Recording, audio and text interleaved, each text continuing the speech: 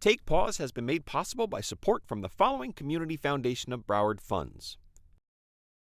And by Broward County Animal Care and Adoption, where you can adopt a new best friend for life.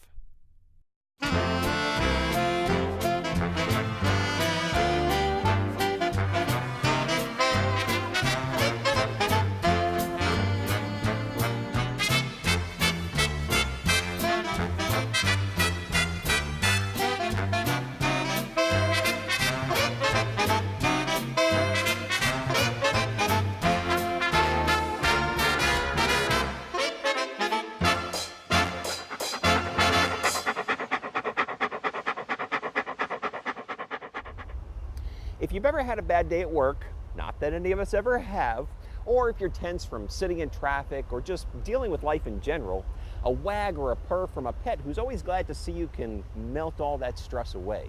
Some pets perform these kind acts not just for their owners, but also for people who can really use a ray of sunshine in their lives. They're usually part of a trained team, an owner and a pet who work together to spread some happiness.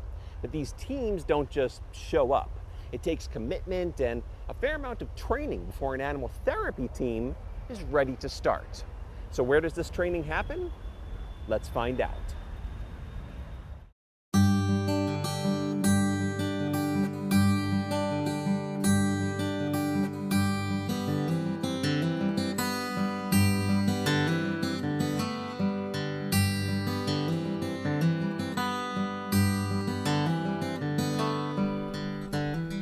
What is canine-assisted therapy? Canine-assisted therapy, it falls under animal-assisted therapy.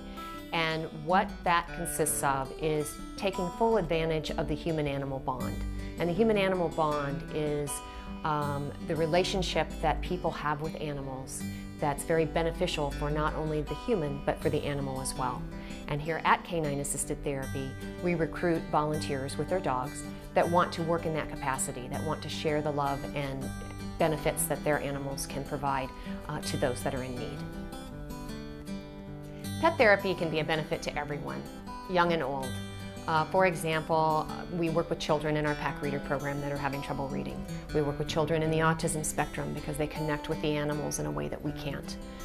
We work with adults and children who have physical and developmental needs in physical therapy to help motivate these individuals to take another step, to throw a ball, to brush the dog. We work with the elderly and even hospice. And these dogs can bring some joy and love to them when no one else can.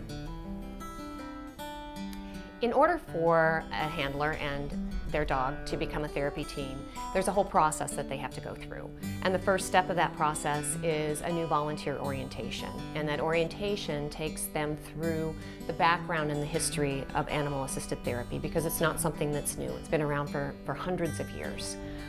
We teach them about what's expected of them, what's expected of their dog, the rules and guidelines of different facilities, HIPAA, infection control. Those are all things that you have to take into consideration before you even start doing pet therapy. After the human end of the leash goes through the orientation, then we evaluate the dog. And the dog needs to have a good personality. They need to seek out the attention of people other than their owner or people that they know. That's very, very important. Many people have come to us and thinking that their dog is very friendly and would make a great therapy dog, but their dog is friendly only to people who are in their own home or in an environment that's very comfortable for the dog. They're really not comfortable interacting with individuals outside of their comfort zone. So we look at the dogs and make sure that they really do enjoy interacting with everyone. Dogs don't have to be purebred or of a specific breed to be a therapy dog. Any dog can be a therapy dog. It just so happens the last time we did an evaluation of our database of dogs, of our therapy teams, over 85% of the dogs that are in our particular program were rescued by their owners. Of course, our owners may argue that fact that the dogs really rescued them.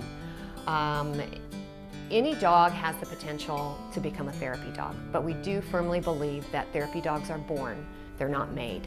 It's very, very important that the dog really enjoys what it is doing.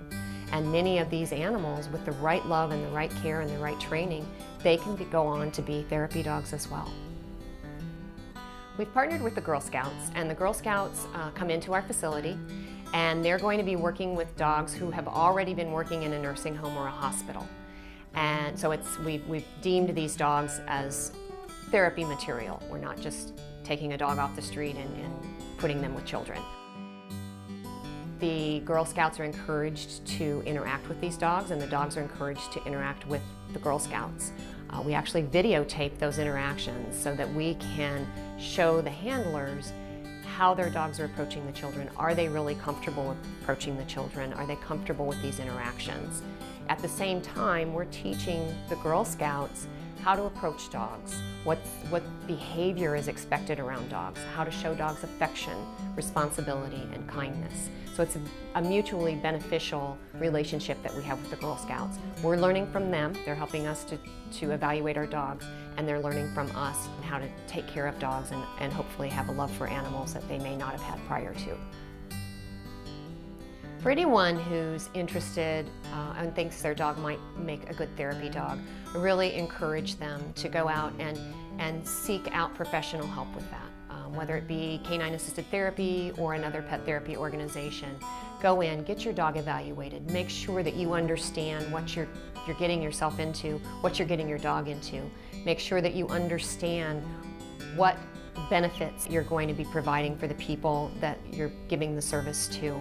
It's very important that you're educated on all the different aspects of pet therapy. It's not a matter of just taking your nice dog into a facility. There's a lot more involved in that, and people are very surprised once they start researching it. So I really encourage them to do that. If their dog doesn't make it as a therapy dog, it doesn't mean that they're a bad dog. It means that they're on this earth just to give you therapy, and maybe not everybody else. And that's okay, that's a wonderful thing.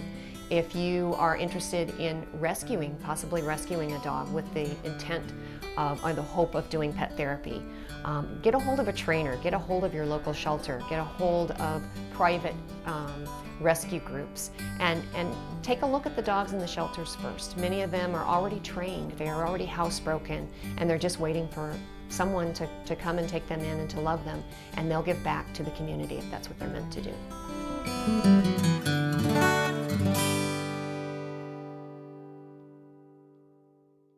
If you'd like to help support Take Paws through sponsorship or by making a donation, call 754-321-1000 or go to beacon.tv.